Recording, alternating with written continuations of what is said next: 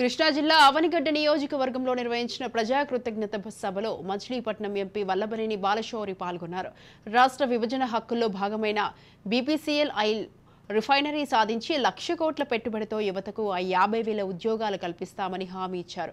పవన్ కళ్యాణ్ సూచనలతో చంద్రబాబు ప్రోత్సాహంతో oil refinery సాధిస్తామని తెలిపారు. ఇందుకు కేంద్ర ప్రభుత్వం సైతం పూర్తి సహకారం అందిస్తుందని తెలిపారు. నాబార్డ్ నిధులతో బ్రిడ్జి, ఏండ్లక వంతెనలతో పాటు రోడ్లు నిర్మిస్తామని తెలిపారు. జల జీవన్ నిధులు, ఎంపీ నిధులు, అర్బన్ డెవలప్మెంట్ నిధులు, అమృత్ 2 నిధులతో త్రాగునీటి ప్రాజెక్టులు తెస్తామన్నారు.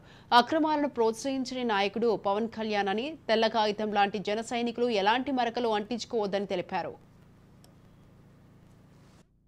ఎదురుమండి బ్రిడ్జి గురించి నాబార్డ్ తోటి నేను లోన్ శాంక్షన్ చేయించాం.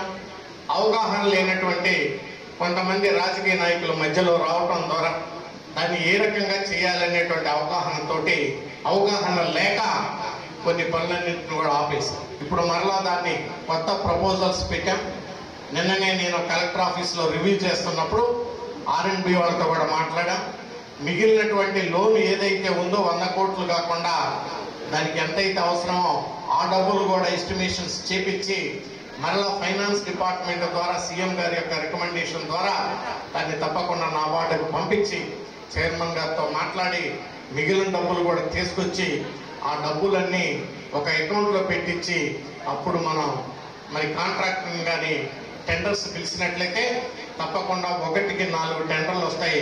ఒక మంచి క్వాలిటీ కలిగినటువంటి